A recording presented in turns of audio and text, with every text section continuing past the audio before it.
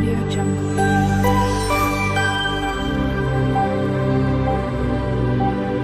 Audio Jungle.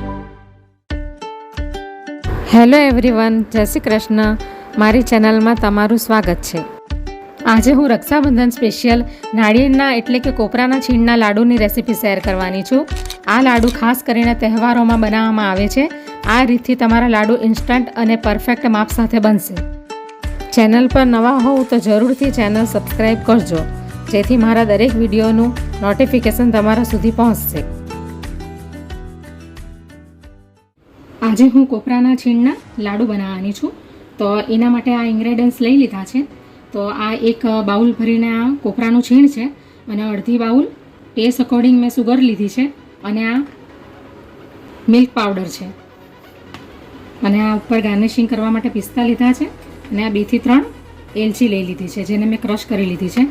અને એની અંદર નાખવા માટે આ અડધું પવાલું જેટલું મેં દૂધ લઈ લીધું છે. તો હવે આપણે બનાવવાનું ચાલુ કરીએ. તો ગેસની ઉપર મેં આ પેન મૂકી દીધું છે નોનસ્ટિક. તો હવે એની અંદર આપણે 2 ચમચી જેટલું ઘી નાખીશું. હવે એની અંદર આપણે આ દૂધ નાખીશું.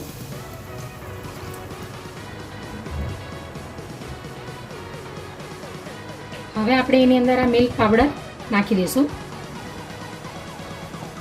અને આ ખાંડ પણ આપણે નાખી દઈશું અંદર. હવે આપણે ધીરે ધીરે બધું મિક્સ કરી લઈશું. કોપરાના છીણના લાડુ એકદમ ઇઝી રીતે તૈયાર થઈ જાય છે ઘરે.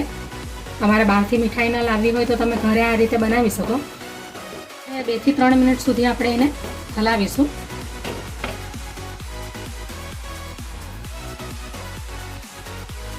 હવે આપણે આ એલચી જે 2 થી 3 મેં લીધી છે ક્રશ કરીને, એ આપણે અંદર નાખી દઈશું, અને આ કોકોનટ પાવડર નાખી દઈશું અંદર. હવે આપણે એને ધીરે ધીરે હલાવીશું મીડિયમ ફ્લેમ પર. ગેસનો ફ્લેમ ફાસ્ટ નથી રાખવાની. હવે જ્યાં સુધી એ થીક ન થાય ત્યાં સુધી આપણે એને હલાવતા રહીશું. તમારે ફૂડ કલર નાખવો હોય તમને મનપસંદ તે તમે અંદર નાખી શકો, અથવા તો કેસર પણ નાખી શકો તમે અંદર. જો તમારે ફૂડ કલર ન નાખવો હોય તો તમે કેસર પણ અંદર નાખી શકો. હવે આ જ્યાં સુધી બધું મોઇશ્ચર એનું સુકાઈ ન જાય ત્યાં સુધી આપણે એને શેકીશું. હવે આપણું આ મિશ્રણ ઠીક થવા માંડ્યું છે. હજી 2 મિનિટ થશે પછી આપણા લાડુ તૈયાર થઈ જશે. રક્ષાબંધનમાં કે કોઈ પણ તહેવારમાં તમે ઘરે એને બનાવીને ખાઈ શકો. ઇઝી રેસીપી પણ છે અને હેલ્ધી પણ છે. હવે આ રેડી થઈ ગયું છે. તમે જોઈ શકો છો કે થીક પણ થઈ ગયું છે અને પેન પણ છોડવા માંડ્યું છે. તો હવે આપણે ગેસને બંધ કરી દઈશું અને એને ઠંડુ પડવા દઈશું. ઠંડુ પડી જાય પછી આપણે એના લાડુ વાળીશું. હવે આપણે એને એક ડીશમાં કાઢી લઈશું ઠંડુ પડવા માટે. તો હવે આ કોપરાનું મિશ્રણ બધું ઠંડુ થઈ ગયું છે. તો હવે આપણે હાથમાં થોડું ઘી લગાવીશું.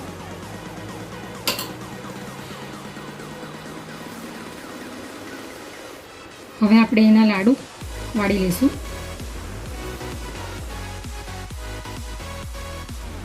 આ રીતના આપણે બધા લાડુ એના વાળી લઈશું. અને હવે આ જે કોપરાનું છીણ છે ને એની અંદર આપણે એનું કોટિંગ કરી લઈશું આ રીતના. તો તૈયાર છે આપણા નારિયેળના લાડુ, કોકોનટ લડ્ડુ.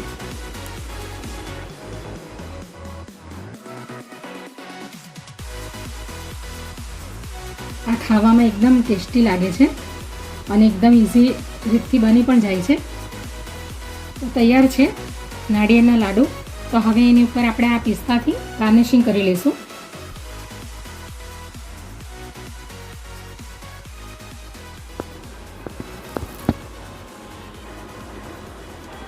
એકદમ સરસ અને એકદમ સોફ્ટ બન્યા છે, જે ખાવામાં પણ ખૂબ ટેસ્ટી લાગે છે.